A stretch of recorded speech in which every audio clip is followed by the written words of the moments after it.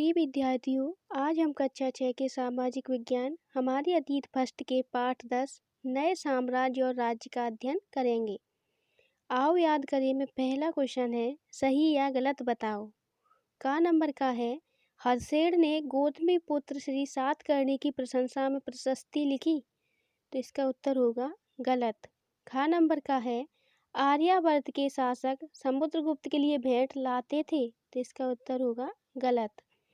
गा नंबर का है, दक्षिणापथ में 12 शासक थे, तो इसका उत्तर होगा सही। घा नंबर का है, गुप्त शासकों के नियंत्रण में 2 महत्वपूर्ण केंद्र तक्षशिला और मदुरै थे, तो इसका उत्तर होगा गलत।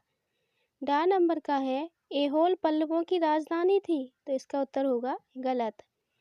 4 नंबर का है, दक्षिण भारत में स्थानीय सभाएं सदियों तक काम करती रहीं, तो इसका उत्तर होगा सही। प्रश्न 2 है, ऐसे 3 लेखकों के नाम बताओ जिन्होंने हर्षवर्धन के बारे में लिखा, तो इसका उत्तर होगा बाणभट्ट, स्वयं त्सांग और रवि कीर्ति। ऐसे 3 लेखकों के नाम हैं जिन्होंने हर्षवर्धन के विषय में लिखा। प्रश्न 3 है, इस युग में सैन्य संगठन में क्या बदलाव आए, तो इसका उत्तर होगा निम्नलिखित बदलाव आए। नंबर 1, राजा एक सुसंगठित सेना रखते थे जिसमें हाथी, रथ, घुड़सवार और पैदल सिपाही होते थे। नंबर 2, वे सेना नायक भी रखते थे जो आवश्यकता पड़ने पर राजा को सैनिक सहायता दिया करते थे। नंबर 3, इन सेना नायकों को कोई नियमित वेतन नहीं दिया जाता था, इन्हें भूमि दान दिया जाता था। वे दी गई भूमि से कर वसूल करते थे जिससे वे सेना तथा घोड़ों की देखभाल करते थे।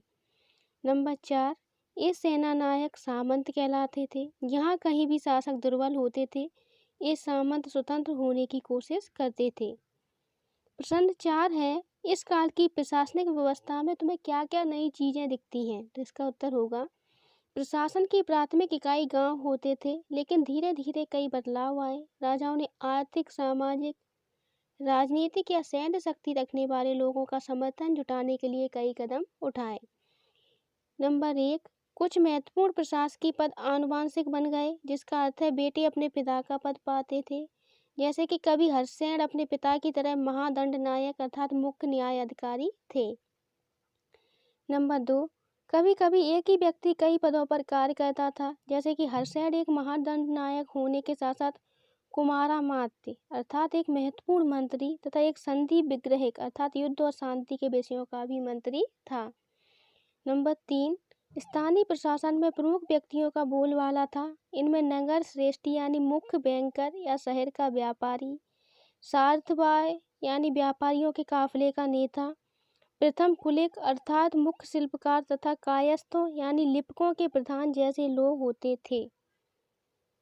प्रश्न 5 है, तुम्हें क्या लगता है कि समुद्रगुप्त की भूमिका अदा करने के लिए अरविंद को क्या क्या करना पड़ेगा, तो इसका उत्तर होगा अगर अरविंद राजा समुद्रगुप्त की भूमिका अदा करता है तो उसे निम्नलिखित कार्य करना पड़ेगा। नंबर 1, वह शाही वेशभूषा में मूंछों पर ताव देते हुए रूप पहले कागज में लिपटी तलवार को शान से पकड़कर चहलकदमी करेगा। वह राज सिंहासन पर बैठकर बीड़ा बजाएगा और कविता पाठ भी करेगा। नंबर 3 है, वह एक महान योद्धा की तरह कई युद्ध लड़ेगा और उन युद्धों को उसे जीतना पड़ेगा। प्रश्न 6 है, क्या परिस्थितियों को पढ़कर आम लोग समझ लेते होंगे? अपने उत्तर के कारण बताओ, तो इसका उत्तर होगा आम लोग प्रशस्तियों को पढ़कर नहीं समझ पाते होंगे क्योंकि वे संस्कृत में होती थी। संस्कृत आम लोगों की भाषा नहीं थी। आम आदमी सामान्यतः पढ़े लिखे नहीं थे, इसलिए प्रशस्तियों को पढ़ना और समझ जाना उनके लिए संभव नहीं था। प्रश्न 7 है, अगर तुम्हें अपने वंशावली बनानी हो तो तुम उसमें किन लोगों को शामिल करोगे? कितनी पीढ़ियों को तुम इसमें शामिल करना चाहोगे? एक चार्ट बनाओ और उसे भरो। तो इसका उत्तर होगा अगर मैं अपनी वंशावली बनाऊंगा तो मैं उसमें 3 पीढ़ियों को शामिल करना पसंद करूंगा। मैं अपने परदादा से शुरू करूंगा, उसके बाद उनके बच्चे यानी कि अपने दादा और उनके भाई, अपने दादा के पुत्र यानी अपने पिता और भाई, फिर मैं स्वयं अपने भाई को शामिल करूंगा। तो परदादा, फिर दादा व उनके भाई, फिर पिता व उनके भाई, फिर मैं स्वयं और मेरे भाई। प्रश्न 8 है, आज युद्ध का असर जनसाधारण पर किस तरह पड़ता है?